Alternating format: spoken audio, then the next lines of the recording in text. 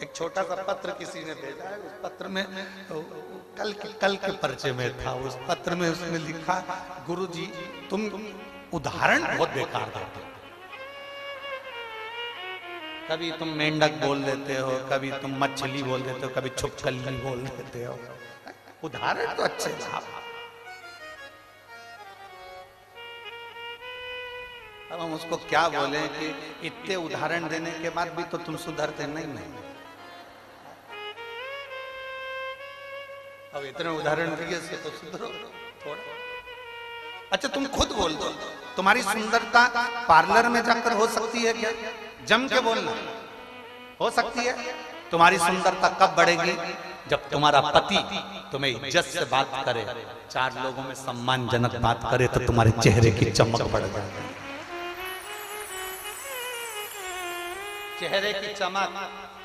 और मालूम पड़ा दोनों घूमने के लिए निकले हैं, दोनों चलो अपन दोनों घूम के आते हैं। दोनों गोवा घूमने के लिए गए और जाते से ऐसे झगड़े कि दोनों के मुंह देख लो तो होटल का वेटर भी सोच लेता है इंडिया और पाकिस्तान का मेल हमारे गोवा में हुआ है। चेहरे से पहचान जाता है,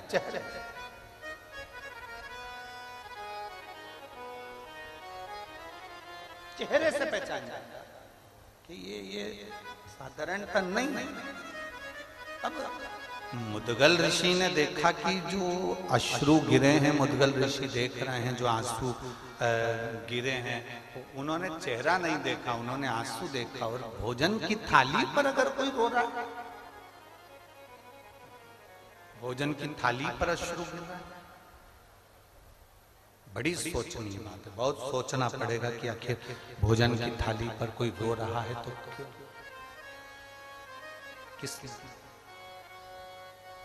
किस कारण अश्रु। और जब भोजन की थाली पर अश्रु देखे, जब भोजन की थाली पर आंसू देखे, तब उस बहू के रोने का कारण केवल आंसू से पहचान गए मुदगल ऋषि की बहू की आंख में से जो आंसू गिरा है। इतने साल मेरी बहू को आए हुए हो गए, 3 दिन में एक बार इसको भोजन मिलता था तो इसके मुख से आवाज नहीं आई, इसके मुख से आवाज नहीं आई। 3 महीने में भोजन मिला तो इसके मुख से आवाज नहीं आई, भूखी रही तो इसके मुख से आवाज नहीं आई। पर आज भोजन की थाली में अगर ये रो रही है तो इसका कारण क्या है? तब मुदगल ऋषि ने उस अश्रु पर ध्यान लगाकर देखा तो मुदगल ऋषि ने जाना कि वो आंसू इसलिए निकले थे कि अगर ये एक हिस्सा सत्तू का बच जाता तो इस हिस्से से मैं अपने सास ससुर और पति को खिला देती और मैं भूखी रहती। ये जो भोजन बच जाता तो इससे मैं अपने सास ससुर को और अपने पति को खिला देती और मैं भूखी रह जाती। इसलिए वो आंखों में आंसू आ जाते,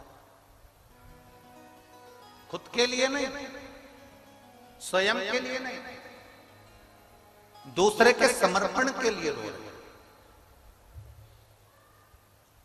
बहू ने हाथ में पत्तल उठाई और अपने ससुर को दे दी। पापा, पिताजी, बाबूजी, ये पत्तल दे दो दुर्वासा जी को।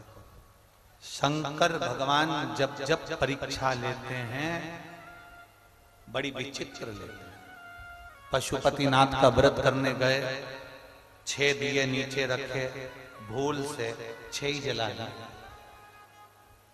पशुपतिनाथ का व्रत करने गए, मालूम पड़ा घर में माचिस छूट गई और मंदिर में माचिस मांग कर अपने दिए को जला रहे हो, व्रत नहीं लग सकता, व्रत नहीं लग सकता। शिव महापुराण में पशुपतिनाथ के व्रत में तो यहां तक लिखा है कि अगर बेटी मायके में पशुपतिनाथ का व्रत कर रही है तो ससुराल में जिस घर में उसको दिया गया है, कन्यादान हुआ है, उस घर के अन्न से या उस घर के धन से पशुपतिनाथ का व्रत करे। मायके के अन्न और धन से पशुपति व्रत भी नहीं होगा। आप किसी के यहाँ रिश्तेदार में गए हो, शिव महापुराण की कथा में पशुपतिनाथ के व्रत का विधान बताया कि आप किसी के घर में गए हो और आपका पशुपति व्रत है, तो शिव पुराण की कथा कहती है शादी में गए, फंक्शन में गए, कहीं कार्यक्रम में गए, आप उस व्रत को मत करो, छोड़ दो, अगले व्रत को करना। पर किसी के यहाँ के अन्न से, किसी के यहाँ के सामान से पशुपति व्रत नहीं करना। कितना सुंदर बात आज लोगों के समझ में आई है। क्या पहले तुम शंकर जी को मंदिर में जल नहीं चढ़ाते थे? बोलो जम के बोलो जरा। चढ़ाते थे कि नहीं चढ़ाते थे? जम के बोलो जरा। चढ़ाते थे। शिवरात्रि या सोमवार को शंकर के मंदिर जाते थे कि नहीं जाते थे? जाते थे। जल चढ़ाते थे? चढ़ाते थे। अब तुम जल चढ़ाते थे, मंदिर जाते थे, पूजन करते थे, आराधना करते थे, सब कुछ करते थे, फिर भोले बाबा क्यों नहीं सुनता था? और जब से तुमने शिव महापुराण की कथा सुनना चालू करी, एक लोटा जल चढ़ाते हो और भोलेनाथ जी तुम्हारी सुन लेता है। उसका कारण क्या है? कारण क्या है?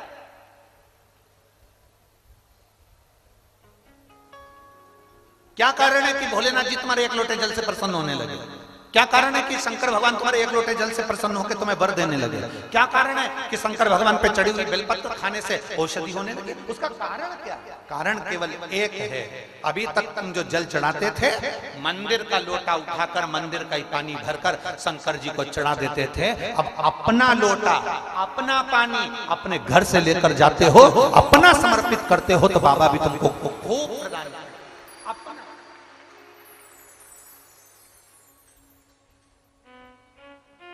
दे रहे ना। अब ऐसे तो तुम मंदिर में जाओ, मंदिर का लोटा उठाओ, जिसने लोटा रखा होगा उसमें 25, 30, 50 रुपए तो खर्च हुए होंगे। बोलो तो जरा जम के। वहां का पानी भरते होगे तो वो जो खड्डा खोदा होगा, बोर लगाया होगा, कुआं खोदा होगा, बावड़ी खोदी होगी, किसी ने तो पैसा खर्च करा होगा। जरा जम के बोलो। अब पानी भी किसी दूसरे का, लोटा भी किसी दूसरे का, और तुमने उठाया और ले जाके 2-4 लोटा टंडेल दिया और सिर पे पल्लू लेके हर हर महादेव। महादेव समझ गए पक्की बेवकूफ बना रही है। इससे फल नहीं है, इससे आनंद नहीं। भगवान भी सोचेगा फिर आई गाय को, खाली आ गई, लोटा मंदिर का, बोलते जाओ जल्दी जल्दी, पानी मंदिर का, महादेव मंदिर का। इसीलिए कभी कभी भगवान फिर तुम्हारी चप्पल चोरी करवा देता है, इसी चक्कर कि अरे ओ कंजूसड़ी। भगवान भी कहता है कि अब जा, और जो मंदिर के बाहर गई उर्रा, फिर वाला ए ताऊ, ए ताऊ। ताऊ बोले क्या? चप्पल कहां गई? तो ताऊ बोला मैं तेरा के नौकर, चप्पल देखूं तेरे, तू ढूंढ। नहीं मिली। 3 दिन तक डिप्रेशन में चली। अब नहीं जाऊंगा। सियोर वाले महाराज ने कहा था जल चढ़ाना, मुझे क्या मालूम था कोई मेरी चप्पल चुरा के ले जाएगा। सियोर वाले महाराज ने कहा था घर से लोटा लेकर जाना, पानी भर के ले जाना, शिव जी को चढ़ाना, भगवान देव अधिदेव महादेव कृपा करेगा। पर तू जल तो चढ़ा रही थी, पर तेरा ध्यान जल में नहीं था जो दरवाजे पे छोड़ के आई थी, उस पे ध्यान। ए मेरी जीजियों, सिरसा वाली,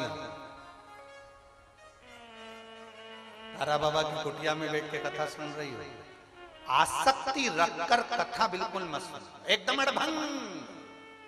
आज हम गोविंद जी से पूछ रहे थे, गोविंद जी आप शाम के समय यहाँ इतने शिव भक्त आए हैं, रात्रि को पंडाल में रुकते हैं, सब भजन गाते हैं, खूब झूमते हैं, खूब नाचते हैं। सिरसा वालों का सौभाग्य है, तुम जितने पुरुष दुकानों पर बैठते हैं, हम उनसे निवेदन करेंगे अगर तुम दिन में कथा में नहीं आ सकते तो रात में आकर इन शिव भक्तों का दर्शन जरूर करना। रात में आओ, शंकर के इन भक्तों का दर्शन करो। और जितनी भजन मंडलियां यहाँ पर रहती हो पूरे सिरसा में, माताएं ढोलक बजा बजा के, रात को आओ 2 घंटा ढोलक मंजीरा बजा के बाबा के इन भक्तों के साथ भजन करो। डीजे वाले डीजे, बैंड वाले बैंड बजाओ, ढोल वाले ढोल बजाओ, क्योंकि ये शिव महापुराण की कथा कोई साधारण नहीं होती।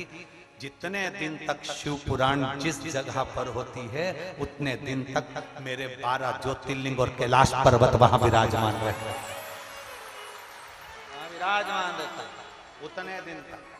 और तुम्हें 7 दिन में से 1 या 2 दिन मेरे भोलेनाथ तुमको ऐसा महसूस कराएंगे जैसे हल्की हल्की पानी की बूंदें गिर रही है, ठंड लग रही है, ऐसा लगेगा कोहरा गिर रहा है, बादल छाए हैं, ऐसा महसूस होगा जैसे हम कैलाश पर्वत की यात्रा कर रहे हैं, केदारेश्वर और केदारनाथ, और हम अमरनाथ जा रहे हैं। 7 दिन में दर्शन करा, 7 दिन लीला का दर्शन वो करा।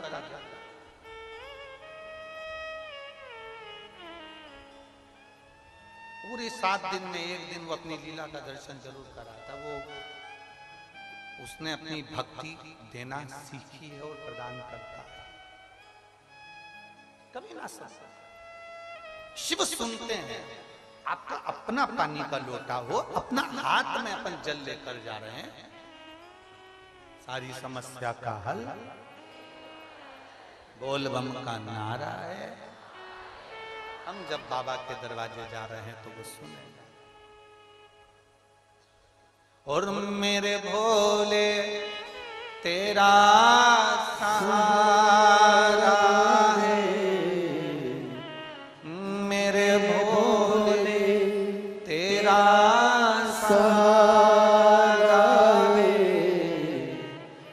मेरी नैया का तू किनारा,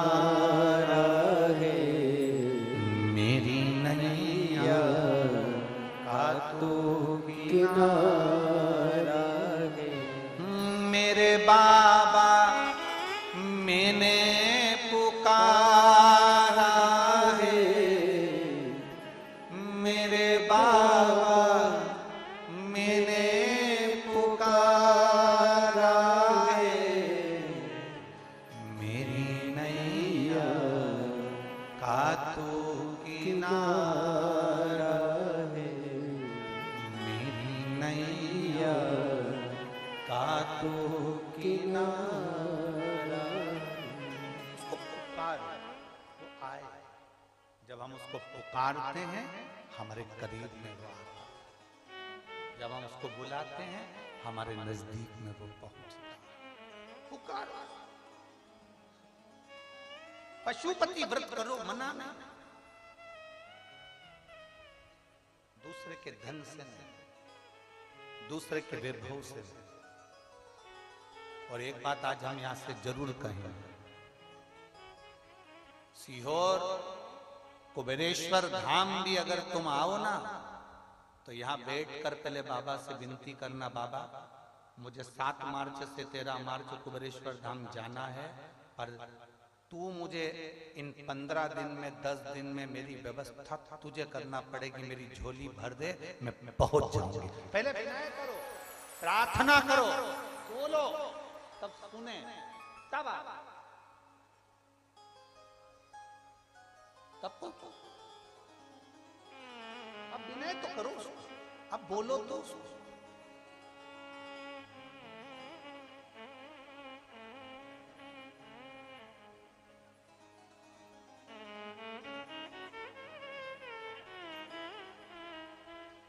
प्रतिदिन एक हम जो प्रार्थना करते हैं तुम भी करा करो। मालूम है प्रार्थना हम जो बोलते हैं भोलेनाथ जी से, यहाँ आने से पहले हम शंकर जी से बस केवल 2 बात बोल कर आते हैं। बाबा,